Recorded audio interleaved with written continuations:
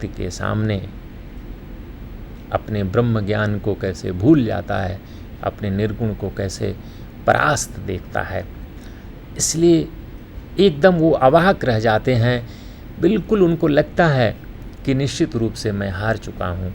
श्री कृष्ण जो कहते हैं, जो कहते रहे हैं, वही सच है।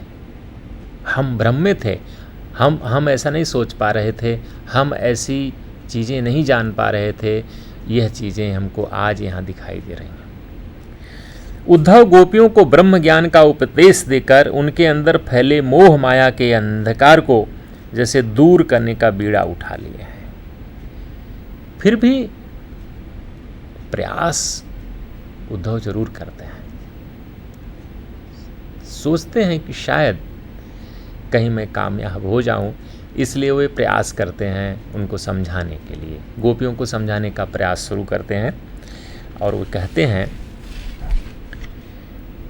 सबसे पहली बात गोपियों को समझाने के उपलक्ष्य में कहते हैं कि सोई कान्ह सोई तुम सोई सब ही है लखो, घट घट अंतर अनंत घन श्याम को, कहें रत्ना कर न भेद भाव ना सो भरो, बारिधि और बूंद के बिचारी बिछुरन को, अविचल चाहत मिलाप और बिलापी त्यागी, जोग जुगति करी जुगाओ धन ज्ञान को, जीव आत्मा को परमात्मा में लीन करो, छीन करो तन को न दीन करो मन को। गोपियां को दर्शन का क्या पता, वे गूढ़ दर्शन नहीं जानती। इसलिए जो बात उद्धव ने श्री कृष्ण को कहा था कि ये पांचों तत्वों से शरीर बनी है, सबकी शरीर एक ही जैसी है, और इस शरीर से दूसरी शरीर को पाने का कोई मतलब नहीं है। हमको तो ब्रह्म पाना चाहिए, ब्रह्म ज्ञान को पाना चाहिए, निर्गुण ब्रह्म को पाने की कोशिश करनी चाहिए। तुम गोपियों के और राधा के चक्कर में क्यों पड़े हो? वही बात, ठीक वही बात गोपियों से कहते हैं कि तुम जो हो वही कृष्ण है, कि तुम्हारे अंदर जो कुछ भी है वही चीज़ श्री कृष्ण के अंदर भी है। वही धरती, वही आकाश, वही पानी, वही आग, वही हवा, जो तुम्हारे अंदर है वही श्री कृष्ण के पास है। दूसरी बात कि श्री कृष्ण को अगर ऐसा मान लो तो यहाँ के घट घट में है, यहाँ के दरेक जगह श्री कृष्ण है, यानी जो तुम्हारे अंदर है वही श्री कृष्ण के अंदर है। तो समझ लो कि यहीं कहीं श्री कृष्ण है चारों तरफ। कैसे, जैसे उदाहरण देते हैं कि जैसे समुद्र है, उसमें से अगर एक डोला पानी निकाल लें तो कहा ही जाएगा ना कि ये समुद्र का पानी है। समुद्र का पानी तो कहा ही जाएगा। उद्धव कहते हैं कि अगर तुम लोग हमेशा के लिए उनसे मिलाप पाना चाहती हो, तुम लोग हमेशा अगर श्री कृष्ण के साथ ही रहना चाहती हो, तो तुमको एक काम करना पड़ेगा, तुमको ज्ञान रूपी धन को प्राप्त करना पड़ेगा। यानी तुमको ज्ञानी बनना पड़ेगा, ज्ञान अर्जित करना पड़ेगा। ज्ञान से ही सब कुछ प्राप्त हो सकता है, ज्ञान का कोई विकल्प नहीं है। ज्ञानी मनुष्य सारी दुनिया पर राज कर सकता है और करता रहा है। इसलिए उद्धव कह रहे हैं कि तुम इस तरह के इस तरह के चक्कर में मत रहो। तुम अगर ज्ञान प्राप्त कर ले लोगी तो तुम समझ जाओगी कि श्री कृष्ण क्या है, तुम क्या हो, और फिर तुम ईश्वर को हमेशा के लिए तुम प्राप्त कर सकती हो। अपनी आत्मा को परमात्मा में मिला दो, अपनी आत्मा को परमात्मा में मिलाओ, क्योंकि आत्मा और परमात्मा एक ही चीज़ है। परमात्मा से आत्मा अलग हुई है और कुछ समय के बाद यही आत्मा परमात्मा में मिल जाती है, लीन हो जाती है। जैसे समुद्र का पानी कुछ समय के लिए बाहर रहता है, फिर वर्षा की बूंदों के साथ फिर धीरे धीरे धीरे वो बह करके फिर समुद्र में चला जाता है। वैसे आत्मा और परमात्मा है। तो उद्धव गोपियों से कह रहे हैं कि तुम अपने शरीर को छीण मत करो और तुम इतना दुखी मत हो, इतना दीन मत हो। तुमको अपने शरीर को विरहाग्नि में छीण करने की ज़रूरत नहीं है, दुबला पतला करने की ज़रूरत नहीं है, कमज़ोर करने की ज़रूरत नहीं है। तुम खाली ज्ञानी बनो, ज्ञान को प्राप्त करो। लेकिन गोपियाँ तो कभी ज्ञान की बात सुनी ही नहीं थी कि ज्ञान क्या होता है। और फिर आत्मा और परमात्मा, तो वो तो सीधे सीधे कृष्ण के साथ खेलती थी, नाचती थी, कूदती थी, खाती थी, पीती थी, आनंद करती थी। उनको ज्ञान से क्या मतलब।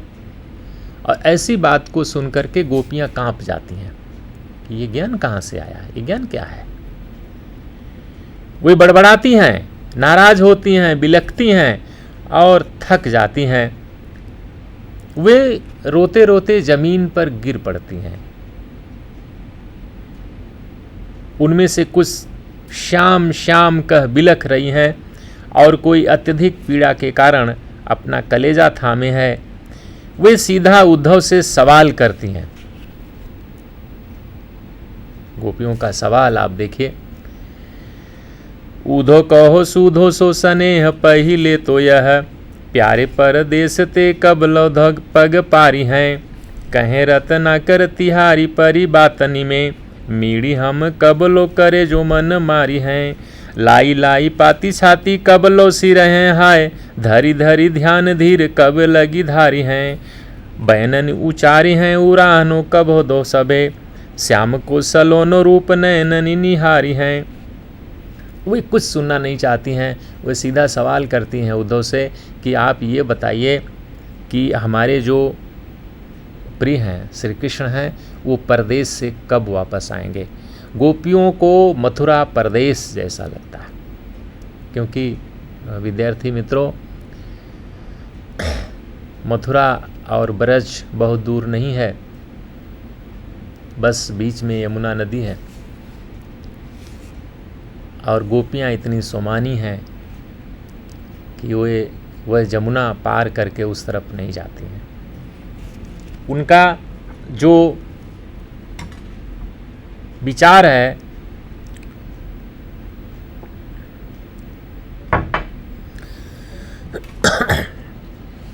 वो ये है कि बस वे ये पूछती हैं कि श्री कृष्ण कब वापस आएंगे, बस एक बात।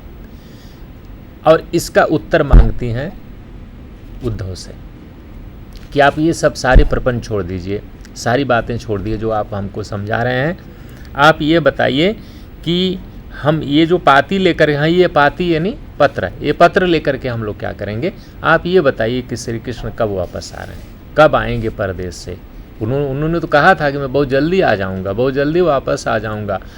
तो अगर आप वहीं से आए हैं तो आप ये बताइए कि उन्होंने आने के बारे में क्या कहा।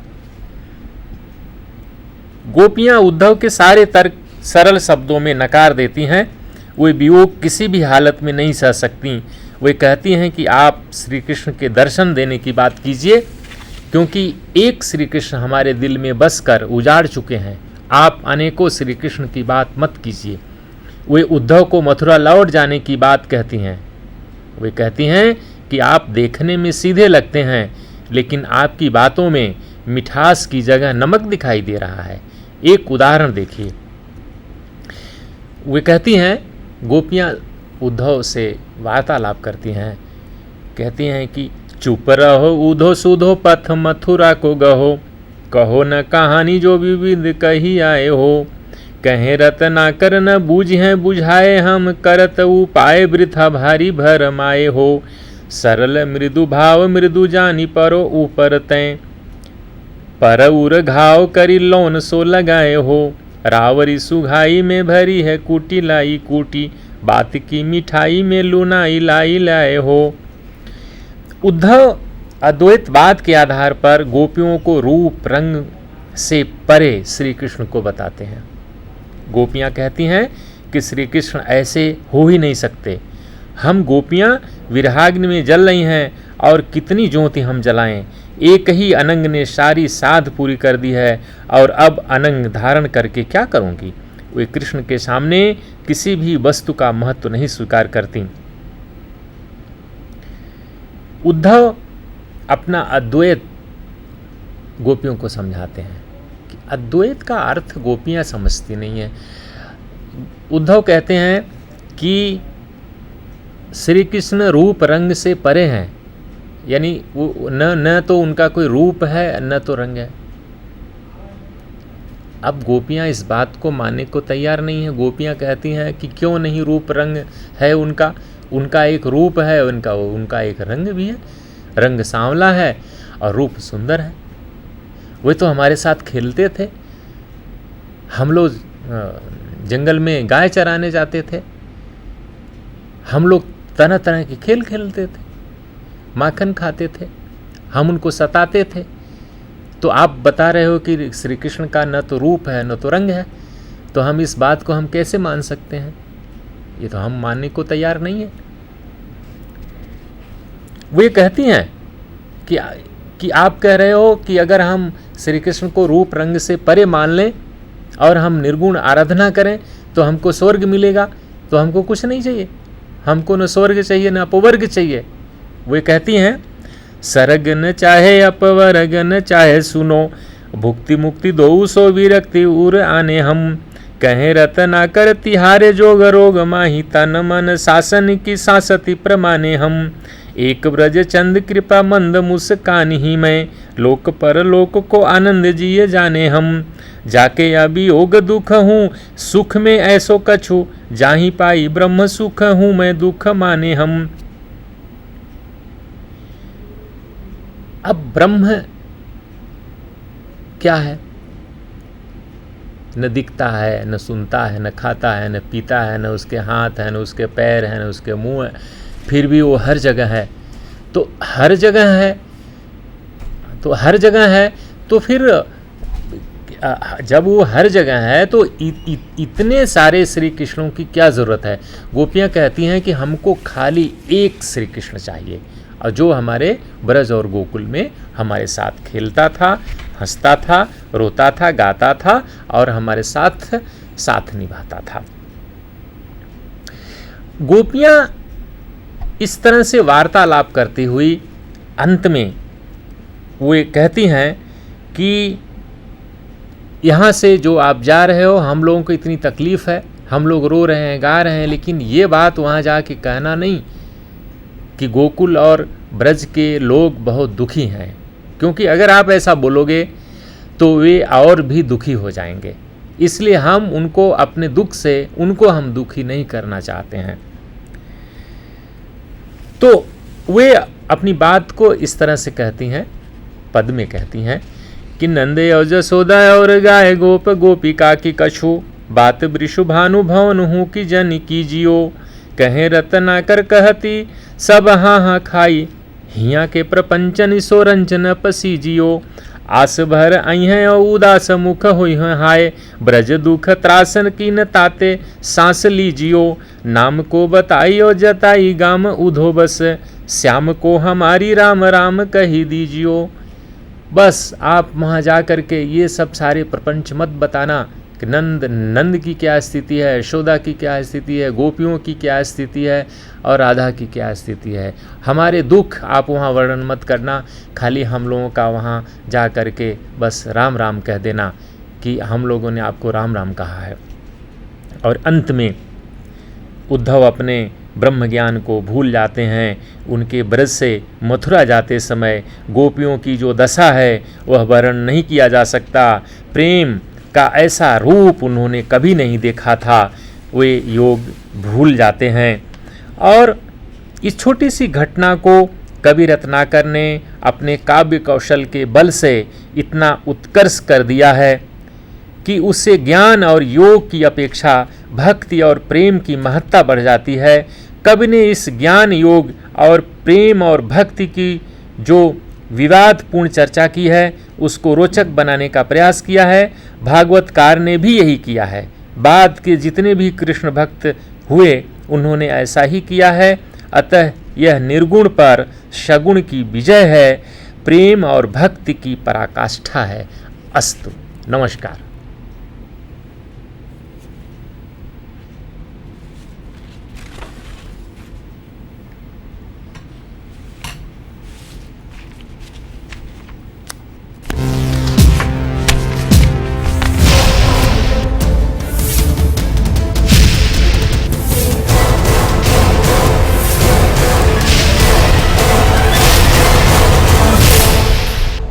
સંધાન